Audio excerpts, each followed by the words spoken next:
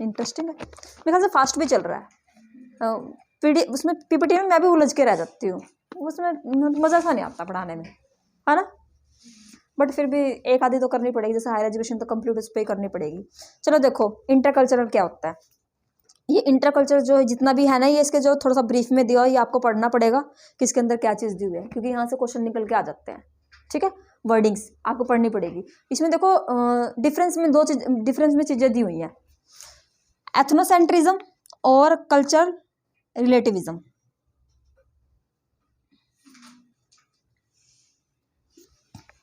देखो ये most important है।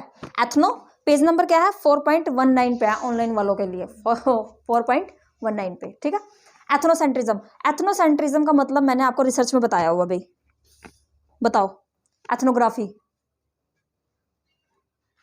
उड़ गया।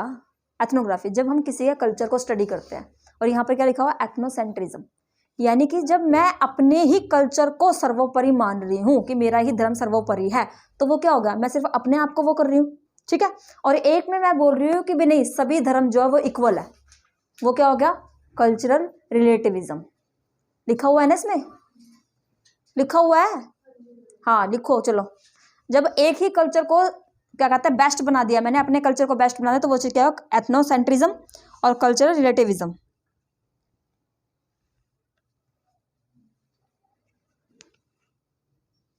अच्छा, जो रूढ़िवादी सोच है वो किसके साथ जाएगी, एथनोसेंट्रिज्म के साथ जाएगी या फिर एथनोसेंट्रिज्म के साथ जाएगी।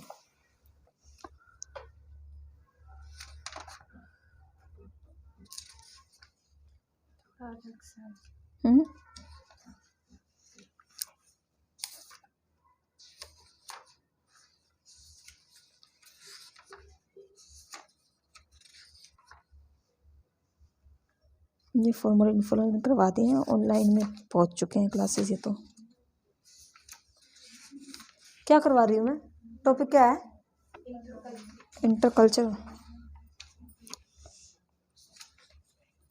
ये रहा,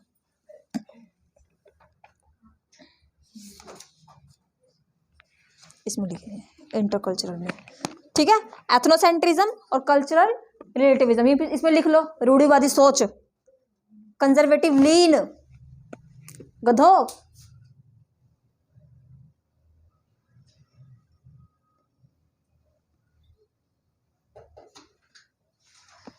ठीक है, एथनोसेंट्रिज्म। नेक्स्ट वर्ड देखो क्या है, नेक्स्ट है analytical thinking and holistic thinking.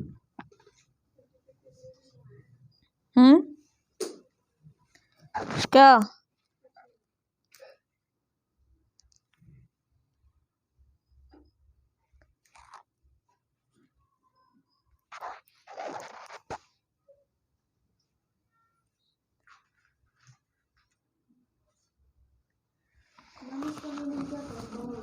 किसका बेटा, रूढ़िवादी, रूढ़िवादी।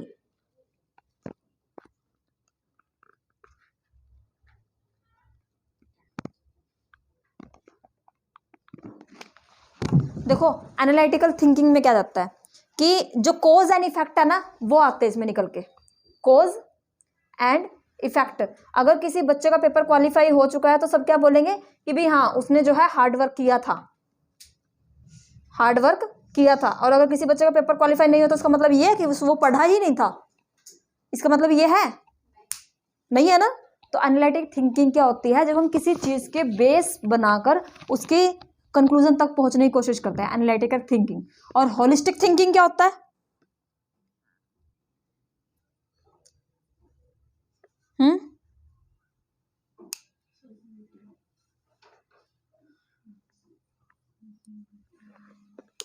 इसको पढ़ो, यहां से क्वेश्चन आया हुआ है।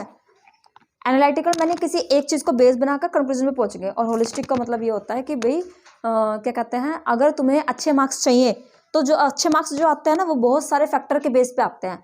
क्या आपके पास पैसे हैं तो उससे अच्छे मार्क्स आ जाएंगे, नहीं। उसके लिए आपको पढ़ना पड़ेगा, चीज़ों को समझना पड़ेगा, उसको एनवायरनमेंट, आपको अच्छा एनवायरनमेंट चाहिए, अच्छा आपको गुड एनवायरनमेंट चाहिए, आपको लोग सपोर्टिव चाहिए, पीछे से प्रेशर भी, पुश, मोटिवेशन भी आनी चाहिए। तो वो चीज़ क्या है, अगर अच्छे मार्क्स चाहिए तो उसके लिए बहुत सारे फैक्टर्स जो है, मल्टीपल चीज़ें जो है फैक्टर करती हैं। आया नेक्स्ट देखो हाई कॉन्टेक्स्ट और लो कॉन्टेक्स्ट क्या होता है। हाई कॉन्टेक्स्ट और लो कॉन्टेक्स्ट,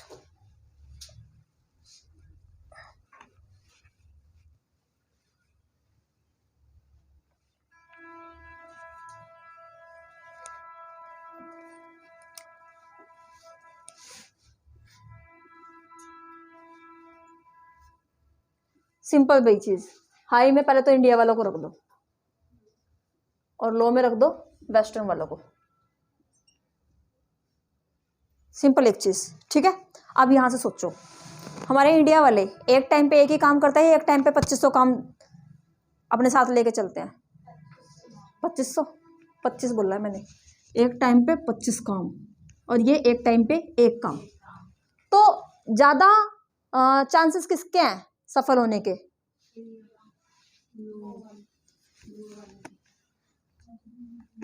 मतलब समझ में आया? ये पेपर में आया हुआ था। एक पर्सन जो मल्टीपल्स काम के ऊपर फोकस कर रहा है और एक पर्सन जो इंडिविजुअल, मल्टीपल का मतलब क्या है? कोलेक्टिविस्ट। बुक में पता नहीं लिखा है कि नहीं लिखा, मुझे नहीं पता, ठीक है। इंडिया वाले कि भाई हाँ कलेक्टिविस्ट, इसको भी लेकर चलो साथ में, उसको भी लेकर चलो, उसको भी लेकर चलो। शादियों में जैसे एक फैमिली फोटो करवानी होती है ना, उस फैमिली फोटो में ना सारे चढ़ जाते हैं, देखा है ना, सब जगह होता है ये चीजें, सारे चढ़ जाएंगे, पता ही नहीं चलता फैमिली कौन है इसमें, ठीक है। वो चीज क्या? कलेक्टिविस्ट। और इसमें क्या है? इंडिविजुअलिस्ट। ज्यादा चांसेस सफल होने किसके हैं? लो वाले के। अच्छा, अपनी नॉलेज के ऊपर काम कौन करता है? नॉलेज के ऊपर, नॉलेज। रिलेशनशिप के ऊपर,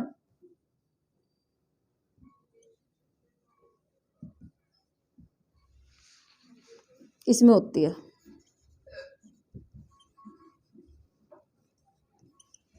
डिवोर्स लेना आसान है यहाँ पे, उधर तो फिर क्या? रिलेशनशिप जो है बहुत छोटे की होती है, और यहाँ जन्म जन्मांतर, 7 जन्मों का साथ। और दोनों ही दुआ कर रहे थे, तो ये आखिरी साल हो, आखिरी मतलब कि आखिरी जन्म हो ये, है ना। समझ में आया चीजें? बुक की लैंग्वेज मेरे को नहीं पता ना, तो मुझे ही समझ में आती है, तुम्हें तो क्या ही समझ में आएगी। अच्छा, इसमें से एक वर्ड निकल के आता है एक्सप्लिसिट और इम्प्लिसिट। अब ये एक्सप्लिसिट जो इम्प्लिसिट है ना, वो एक अलग क्वेश्चन है, इसी में समझा सकती हूँ मैं आपको। एक्सप्लिसिट कौन होंगे इसमें से? ये होंगे या ये होंगे? अकॉर्डिंग टू, आप ये सोचो कि खुल के बात करने में ज्यादा सक्षम कौन है? अच्छा, किसी भी टॉपिक के ऊपर, ये तो छोड़ दो, नॉर्मल जो सेंसिटिव टॉपिक होते हैं उसके ऊपर खुल के बात कर सकते हैं। समाज के अंदर बैठ कर देखो जरा, वो रेप के ऊपर खुल के बात कर सकते हैं? नहीं कर सकते। उनको तो अच्छा लगता है कि भाई हाँ ठीक है, जो चल रहा है चलने दो, आप आवाज उठा कर दिखाओ जरा, आपको ही दबा देंगे वो, ठीक है। तो एक्सप्लिसिट कौन हो जाएंगे? ये। और इम्प्लिसिट क्या हो जाएंगे? ये शर्मिले, हाय ये क्या बात कर दी है आपने, हाय ऐसे क्यों बोल रहे हो आप। आया समझ में? एक्सप्लिसिट और इम्प्लिसिट। एक्स का मतलब ये होता है कि जो एक्सपेंस कर सकते हैं उसको, ठीक है। इम्प्लिसिट जो चीजों को दबाना वगैरह, ये। अच्छा, मैंने आपको 2 चीजें सिखाई थी, ओपन एंडेड क्वेश्चन और क्लोज एंडेड क्वेश्चन।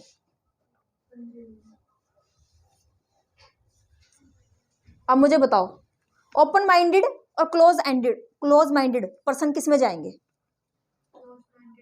ध्यान से सुनना, ये जो एक एक वर्ड है ना, ये एक एक टॉपिक है, ठीक है। कहीं ना कहीं देखने के लिए मिलेंगे, ये पता नहीं मुझे कहाँ मिलेंगे, मैं तो एक ही में ही करवा सकती हूँ। ओपन माइंडेड ऑब्वियसली इस चीज है, ये मिलेंगे हमें ओपन माइंडेड, और ये क्या मिलेंगे? Close minded.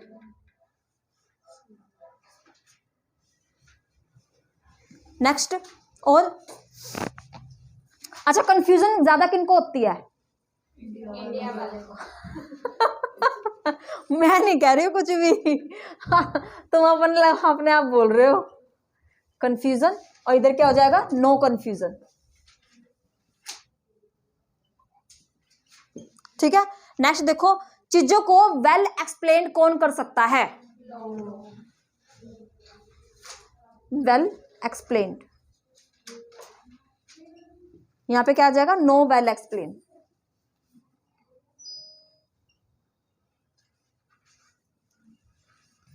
घंटी बजी ना। अच्छा, डायरेक्टली इनडायरेक्टली किस में आ जाएगा? चीजें डायरेक्टली और इनडायरेक्टली किस में होंगी? लो में क्या होगी? डायरेक्टली। इसमें अगर लोग आपको फेवर नहीं करते हैं ना तो डायरेक्टली बोल दे कि I am not favouring you, I am not favouring you. और इसमें नहीं नहीं मैं तो ये चाहता ही हूँ कि आप आगे बढ़े। इसमें क्या है, इनडायरेक्टली चलती है चीजें कि नहीं मैं तो चाहता ही हूँ कि आप आगे बढ़े, लेकिन गिराने में कोई कसर नहीं छोड़ी जाती। समझ में आया? अच्छा टॉपिक है ना। अच्छा देखो नेक्स्ट पेज पे देखो, लो कॉन्टेक्स्ट आ गया और ये आपका हाई कॉन्टेक्स्ट आ गया। लो कॉन्टेक्स्ट में क्या है, वेस्टर्न कल्चर आ गया। और इसमें देखो इसको पढ़ना अगर नहीं पढ़ोगे ना तो साफ हो जाएगा ये दिमाग में से। कहीं सोचो कि मैडम दोबारा करवा दी, मैडम नहीं करवाती दोबारा। मैडम के भरोसे मत रहना, डूब जाओगे मैडम के भरोसे।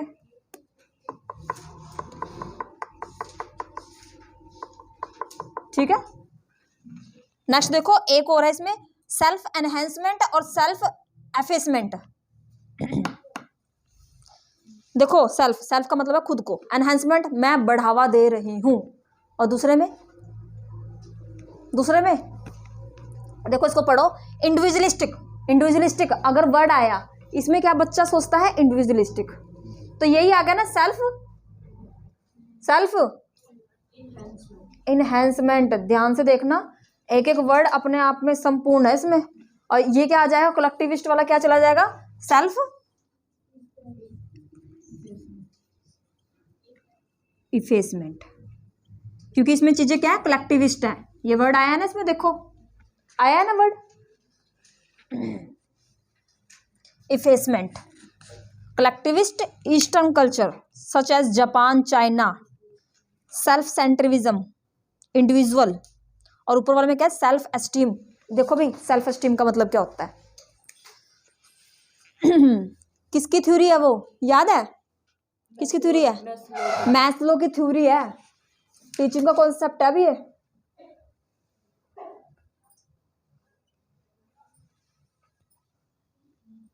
हायरार्की बोल देते हैं। देखो फर्स्ट लेवल पे एक किसी भी पर्सन को, 5 लेवल है इसके, 1 2 3 4 5, टीचिंग का कॉन्सेप्ट है ये।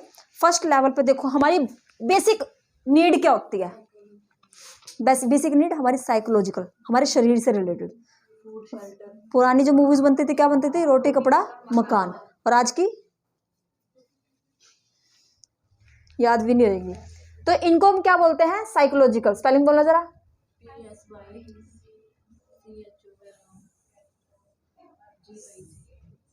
साइकोलॉजिकल है ये, साइकोलॉजिकल नहीं आएगी, फिजियोलॉजिकल आएगी।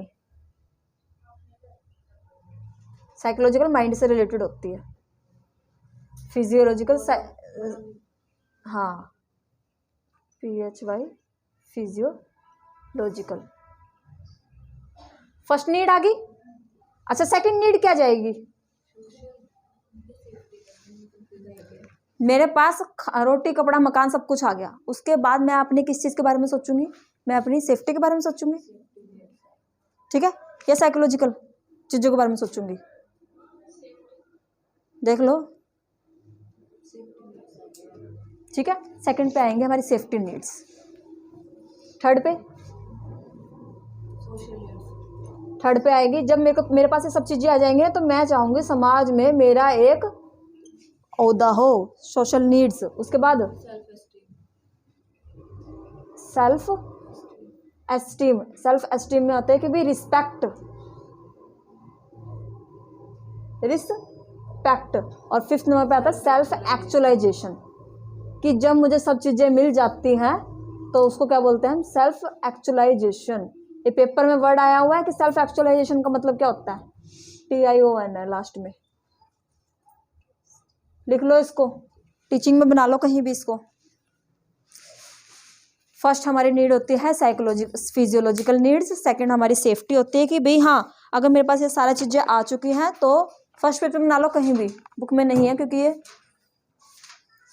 सेकंड क्या है हमारी, कौन सी नीड है, सेफ्टी नीड। सेकंड मैं अपनी सेफ्टी के बारे में सोचूंगी। थर्ड क्या है, अपने समाज के बारे में सोचूंगी कि भी हाँ समाज में एक क्या प्राण प्रतिष्ठा मिली हुई है ना। नेक्स्ट क्या है, फोर्थ पे सेल्फ एस्टीम, इसमें रिस्पेक्ट वगैरह आते हैं। रिस्पेक्ट वगैरह कैसे भी, अरे ये शादीशुदा रिलेशनशिप वगैरह के सारे इसमें चले जाएंगे ना। थर्ड वाले में सेल्फ एस्टीम एक रिस्पेक्ट वगैरह के सामने वाला रिस्पेक्ट से देखे। और फिफ्थ नंबर पे क्या है, सेल्फ एक्चुअलाइजेशन, कि हाँ मैं संपूर्ण हो चुकी हूँ, बात खत्म।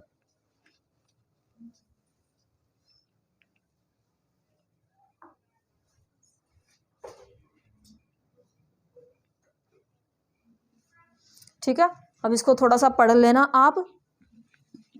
नेक्स्ट क्लास थोड़ी सी मैं रोक के फिर स्टार्ट करती हूँ।